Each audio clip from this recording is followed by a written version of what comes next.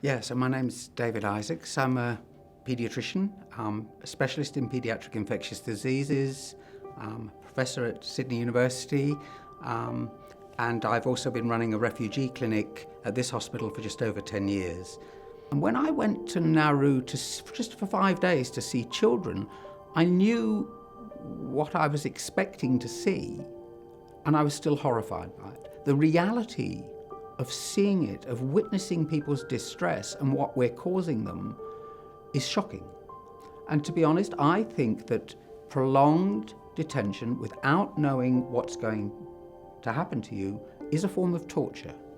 The worst thing that you see for children in detention or children who have come to Australia seeking asylum is the mental health problems. To traumatize people and make them anxious at a very young age risks it being a lifelong harm.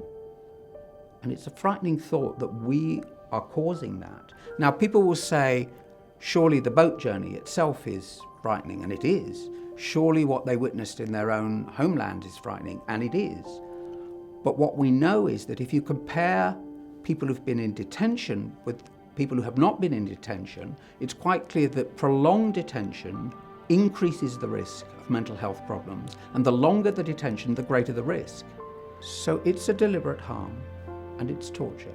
And there's a real viciousness about that is incredibly worrying.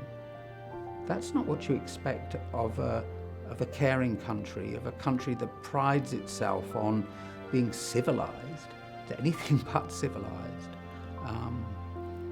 Yeah, we need to change that. So from a medical perspective, the most important thing would be to avoid people being in prolonged detention. So to process them quickly.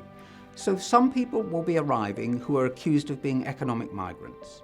That's the minority who arrive by boat, only about 10%, but there are some who come as economic migrants. Good, process them quickly, send them home quickly.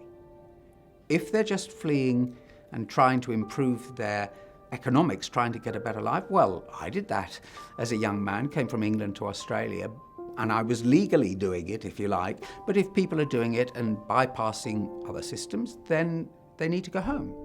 But that can be done quickly and humanely and firmly and still be successful. The others, who are genuine refugees, if you like, or meet the criteria, international criteria for being refugees, should be processed quickly. Then you have to decide what happens to them. Can Australia cope with 20 million refugees? Of course we can't. So we're going to have to put some limits. We can argue about how many people are going to be accepted here as genuine refugees, and we can be generous as we are at present. But the way we treat asylum seekers is truly reprehensible. It's shameful, and we should be ashamed of that, and I am ashamed of it. It makes me ashamed to be Australian. And I'm proud to be Australian generally. I don't want to be treating people in that way. The secrecy is frightening. The secrecy of Nauru and Manus is systematic, it's deliberate. If they go as a journalist, they have to pay $8,000 up front to apply for a visa, and it's often turned down and they don't get the money back.